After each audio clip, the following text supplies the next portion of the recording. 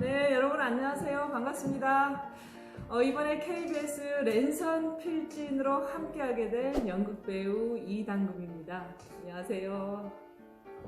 네, 이렇게 영상으로 우리 지역의 문화인들 그리고 공연 문화 또 조금 더 넓게는 예술에 관련된 이야기들을 생생하게 전해줄 수 있겠다라는 생각이 들어서요. 적극적으로 참여를 하게 되었고요. 눈에 보이지 않는 무대 제작 과정이라든지 공연의 속 이야기라든지 배우의 이야기, 예술가의 이야기, 공연 전반적인 이야기들을 생생하게 그리고 또는 낯설게 그리고 새롭게 한번 시도해 보고자 적극적으로 참여하게 됐습니다. 자, 그러면 오늘 첫 번째 이야기는요. 제가 지금 있는 곳이 어떤 곳인 것 같아요? 뭔가 좀 이렇게 막 빛도 보이고 그렇지만 그냥 이렇게만 봐서는 잘 모르시겠죠? 여러분 공연 보러 가실 때 어디로 가세요? 맞습니다. 공연장. 네, 오늘 저는 공연장에 대한 이야기로 첫 시작을 할까 합니다. 광주에는 아주 큰 극장부터 시작해서 아주 작은 규모의 극장까지 있습니다. 국립아시아문화전당에서 운영되고 있는 예술극장 1, 2, 3, 어린이 극장, 그리고 문화예술회관, 대극장, 소극장, 그리고 빛골 시민문화관, 아트스페이스, 그리고 5개 구에서 운영되고 있는 광산구, 동구, 서구, 남구, 북구 문화센터 등을 비롯해서 그 국공립 기관단체가 있고요. 또 음악만 전문으로 하고 있는 레드피크 공연장이 사직고을에 위치하고 있지요. 하지만 오늘은 이런 국공립 기관단체가 아닌 저같이 개인이 운영하는 민간극장에 대한 이야기를 하고자 합니다. 민간극장에는 음악극장, 음악 콘서트홀이 한 5개 정도 있는 걸로 알고 있고요. 연극소극장은 7개가 있습니다. 지금 제가 있는 이 극장인 시어터 연바람을 비롯해서 민들레 소극장, 예술극장 통, 공연 1번지, 예린 소극장, 문의 정터, 기분 좋은 극장, 그리고 광주 아트홀. 네, 8개가 지금 소극장으로 등록이 되어 있고요. 순수하게 민간 저처럼 개인 자본으로 운영하고 있는 극장입니다. 극장 얘기에 앞서서 잠깐 이 공간에 대해서 둘러보도록 할게요. 일단 제가 이렇게 막 빛이 다양하게 각도로 보여지는데 공연장의 필수는 조명이에요. 조명이 없으면 그냥 일반 형광등을 켜놓고 어떤 얘기를 하거나 배우들이 멋지게 화장을 했는데 딱 나왔을 때 그렇게 드라마틱하게 보이지 않거든요. 저를 지금 드라마틱하게 보이는 것은 바로 조명의 효과 때문입니다. 자, 그럼 잠깐 알아보도록 할까요? 이렇게 보시면 이 블랙박스 사각 공간 안에는 이 조명이 천장에 또는 벽면에 또는 사이드에 다 걸려져 있어요. 지금은 이제 공연이 없는 상태이기 때문에 몇 개밖에 없는데요. 그리고 제가 오늘 이런 영상을 찍기 위해서 잠시 설치를 했습니다. 그리고 이 조명이 가지고 있는 것에 따라서 이야기의 내용들이 좀 더 깊이 있게 보여지기도 하고요. 지금 아무것도 준비되어 있지 않는 이 텅 빈 공간에 이야기에 따라서 무대가 셋업이 되는, 그래서 그 이야기에 집중할 수 있게끔 하는 셋업의 시스템이 될 거고요. 여기에 보시면 객석에 관객들이 앉아서 공연을 이제 관람하는 프로시니엄 형태로 3면이 벽으로 되어 있고 이 앞에 객석과 무대를 가로지르는 이 보이지 않는 경계를 사면이라고 하는데, 이것을 통해서 현실과 그 다음에 또 다른 이야기 속으로 들어가는 구조로 되어 있습니다. 그리고 저쪽에 지금 사각의 조그만 공간들이 보이죠? 저 안에서 음악과 조명을 컨트롤할 수 있는 컨트롤 시스템이 있는 공간이에요. 조금 더 세부적인 것은 다음에 보여드리도록 할게요. 그럼 이 모든 게 다 준비되면 어떤 게 필요하냐고요? 연극의 3요소는 희곡, 무대, 그 다음에 관객이 필요한데 가장 중요한 것은 저 같은 배우이겠죠. 배우들이 공연을 준비하는 공간으로 잠시 보여드리도록 하겠습니다. 이 조그만 공간 통로를 지나가면 이렇게 거울들이 나와요. 이곳에서 자기 캐릭터에 맞는 분장을 하고 의상을 갈아입고 그리고 거기에 맞춰서 마지막까지 대본을 보면서 마무리를 하는 겁니다. 이렇게요. 네, 이렇게. 그리고 이게 다 준비가 되면 조명이 암전이 되면서 극으로 들어가는 이 문이 있습니다. 분장실과 무대로 나가는 문을 통해서 이제 우리가 이야기를 끄집어내는 거죠. 아름다운 것은 추한 것, 추한 것은 아름다운 것. 불어라 불어라 바람아 다 날려버려라. 네. 이거는 지난번 그 맥베스 공연할 때 만들었던 의상이고요. 마녀들이 입었던 의상입니다. 아까의 모습하고는 좀 다르죠. 조금 더 뭔가 드라마틱하고 이야기가 있을 것 같지요. 이렇게 연극이 시작되는데 여러분들 그동안 연극 공연 얼마나 보셨어요? 얼마나 자주 보셨습니까? 저의 소망이 있다면 정말로 1년에 그 계절 따라 봄, 여름, 가을, 겨울 한 4번 정도는 극장에 오셨으면 하는 바람이에요. 이처럼 연극을 하는 이 공간, 연극 소극장의 공간이 계속 이렇게 활발하게 움직여줘야 되는데 우리가 뜻하지 않게 그리고 한 번도 경험해보지 못한 코로나라는 이런 변수 때문에 사실 작년 1년간 굉장히 힘들었어요. 물론 예술가뿐만 아니라 장사를 하고 계시는 분들이라든지 뭐 직장 다니시는 분들, 공부하는 사람들, 뭐 남녀노소 할 것 없이 대한민국을 넘어서 전 세계적으로 모든 것들이 뭐 스탑되거나 하지 말아라, 해서는 안 된다, 뭐 이런 그 제재 속에서 1년을 보냈지만 이 경험이 더 나은 세계로 발전한다기보다는 이러한 그 정서적 감정과 정서적 기억으로 인해서 올해 조금 더 두려움이 더 커지는 듯한 느낌이 드는 건 사실인 것 같아요. 공연 연습이 진행이 되거나 공연의 계획들이 활발하게 움직여져야 함에도 불구하고 보시다시피 공연장에는 텅 비어 있습니다.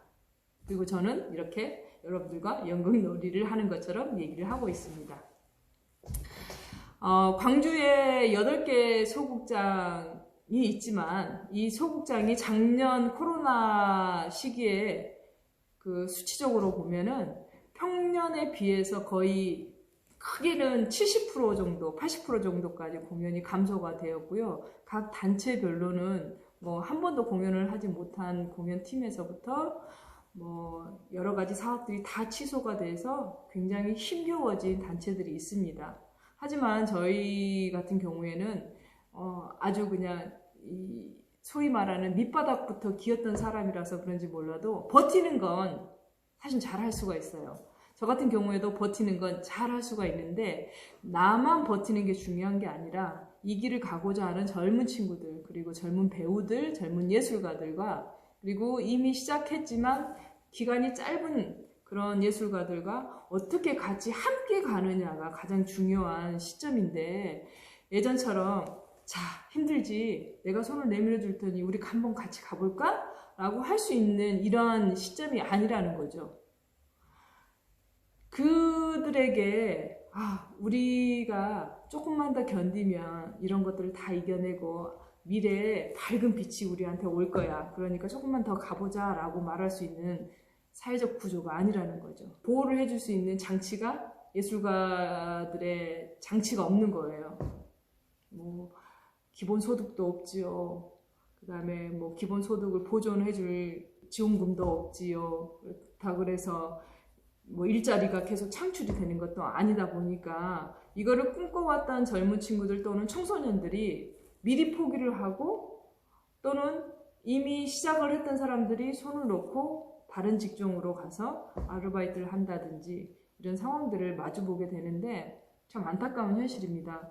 물론 저도 이 극장에 대해서 굉장히 고민을 많이 했어요. 계속 이 공간을 임대해서 이 임대비를 줘가면서 지켜야 되느냐라는 것들 때문에 지난 연말에 정말 머리가 터지게 고민을 했었는데 이건 내가 하기 싫다 그래서 안 할 문제는 아닌 것 같아요.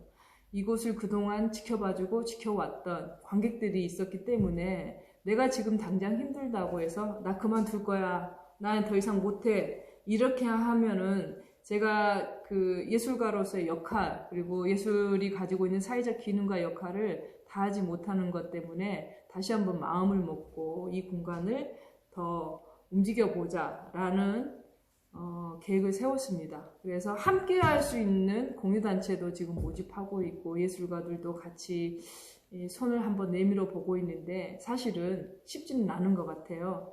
물론 이제 저뿐만 아니라 광주에 있는 모든 개인이 운영하는 공연장들, 장소들이 다 똑같은 상황입니다. 물론 국공립단체에서는 운영비도 지원이 되고 인건비도 지원이 되기 때문에 그들은 뭐 평소보다는 조금 힘겹긴 하겠지만 많이 저희들 아예 그 프리랜서의 개념을 가지고 있는 개인의 자본으로 운영을 하고 있는 이런 그 상황보다는 훨씬 나을 거예요. 하지만 저희는 월급을 받을 수 있는 체제도 아니고 뭐 지자체에서 주는 운영비가 있는 것도 아니고 또 이렇게 열심히 하니까 일부러라도 기본 소득을 주면서 밀어주는 그런 상황들도 아니고 또 영세업자 뭐 사업자를 가지고 있으니 대출을 좀 해주겠다 하는 이런 구조도 아니고 그래서 저희는 계속 저희가 버텨내고 이겨내고 저희 스스로 돈을 빌리거나 저희 스스로 돈을 만들어내는 방법밖에 없는데 그러다 보니 이런 것에 운영에 집중을 해야 되다 보니 사실은 이렇게 배우들과 함께하는 이런 시간들이 굉장히 더 취약해진 것 같아요. 그래서 그들이 힘겹게 떨어져 나갈 때 확 잡아주지 못하는 이런 아쉬움 때문에 또 안타까움 때문에 또 선배로서 또는 선생님으로서의 그런 역할들을 다하지 못하는 것들 때문에 더없이 혼란의 상태에 빠져 있는 것 같습니다. 네, 이처럼 예술이 위기인 시대에 기회를 만들 수 있는 정책 하나를 제안하고자 합니다. 제가 알기로 광주시 조례에는요, 국공립미술관은 물론이고, 개인 미술관일지라도 일정 조건에 부합한다면 인건비, 운영비를 지원하는 조례가 있는 것으로 알고 있어요. 그래서 몇 년 전에 광주시 문화예술과에 찾아가서 그 기준을 공연장에도 적용해 달라고 요구를 한 적이 있습니다. 그랬더니 그 담당자께서 이렇게 말씀하셨어요. 광주시에는 그런 사례가 없습니다. 혹시 다른 타도시에 그런 사례가 있거나 조례가 있다면 저희에게 가져다 주시면 참조하겠습니다. 라고 하시더군요. 깜짝 놀랐습니다. 그리고 좀 허탈했어요. 제가 조례가 없으니까 조례를 만들어 달라고 제가 제안을 한 건데 그걸 가져다 달라고 하시면 공무원의 역할이 제가 해야 되는 건가요? 아니면 담당자분께서 하셔야 되는 건가요? 라고 이렇게 반문을 했었는데 뭐 어쨌든 뭐 지금 보면은 상황이 어떻게 됐는지 대강 아시겠죠? 네, 좀 어처구니가 없더라고요. 광주는 문화수도 광주, 문화중심도시, 아시아 문화중심도시의 허브라는 큰 네이밍에 걸맞지 않는 이 행정의 부실함이라고 말할 수 있을 정도로 좀 허탈한 상황이었어요. 아니 사실 보면은 국공립단체에서 운영되는 운영비라든 인건비는 굉장히 1년 예산들이 많습니다. 소위 말하는 예술 단체들 뭐 1년 예산이 많게는 10억에서부터 몇 억까지 있을 텐데 거기에 한 작품에도 해당되지 못해요. 광주의 이 민간 공연장이라고 해봤자 제가 아까 처음에 말씀드린 것처럼 뭐 극장 8개 그리고 음악 공연장으로 보면 뭐 네버마인드라든지 보헤미안, 부지 그리고 또 어디가 있을까요? 뭐 몇 군데 더 있겠죠. 그래서 뭐 손으로 꼽아봐도 최소 뭐 15개 안팎이라고 생각을 해요. 그러면 민간 공연장에 2천만 원 정도의 인건비라든지 운영비를 지원을 한다고 하면은 뭐 15개 해봤자 3억? 또는 2억에서 3억 정도면 사실은 1년에 공연장들이 없어지지 않고 잘 운영이 될 수 있고 흔들리지 않고 그 정도로 버텨나갈 수 있는 큰 종잣돈이 될 수 있는데 조례를 만들지 않겠다라는 거죠. 아마 공연예술가들이 다른 장르에 비해서 조금 더 열악한 상황이라는 것을 잘 인지를 못하시는 것 같아요. 그리고 예술이 광주가 공연 문화보다는 뭐 전시, 미술, 뭐 미디어 아트 쪽으로 굉장히 집중되어 있는 건 사실이잖아요. 그러다 보니까 공연 예술가들이 굉장히 힘들어 있는 상황인데도 그 사실에 대해서 더 디테일하게 조심스럽게 내다보지 못하는 점에서도 좀 안타까운 현실이고요. 모든 공연들이 좀 다양하게 이루어져야 함에도 불구하고 그런 것들을 찾아내지 못하고 되려 현장 예술가들한테 가져다 달라고 하는 그런 말들은, 또 그런 생각들은 문화예술을 선도하는 광주로서는 어울리지 않는다라고 생각을 합니다. 비록 그런 조례가 없다면 그럼 한번 만들어 볼까요? 어떻게 하면 될 수 있을까요? 라고 이렇게 제안을 하는 거 하고, 없으니 가져다 달라고 하는 것은,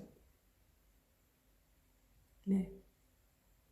그래서 그 작은 종잣돈의 2천만 원이 이런 공연장을 계속 유지하고 지켜낼 수 있다라고 한다면, 사실은 그 작은 돈이 정말 큰 씨앗이, 큰 열매로 저는 열릴 거라고 생각을 합니다. 이 광주가 문화예술 도시라는 이름에 걸맞는 명성이 되기까지는 지역 현장가들, 이렇게 지역에서 개인적으로 활동하고 있는 현장 예술가들이 있었기 때문에 가능하지, 뭐 시립극단, 시립예술단체, 국공립공간, 이들이 먼저 만들었던 건 아니라고 생각을 합니다. 그래서 우리 지역에서 활동하고 있는 정말로 기초예술가들, 이런 작업에 대해서 조금 더 많은 관심을 가져주시고요. 또 그런 조례들이 만들어질 수 있다 하면은 저도 발벗고 나설 거니까, 그런 조례들을 만들 수 있는 기회가 이번 기회라고 저는 생각하기 때문에, 끝까지 함께 해주신 여러분 정말로 감사합니다. 조금은 연극적으로 시작했지요. 다음에도 더 연극적으로 이야기를 풀어나갈 수 있는 그런 시간을 만들어 보도록 하겠습니다. 감사합니다. 짠!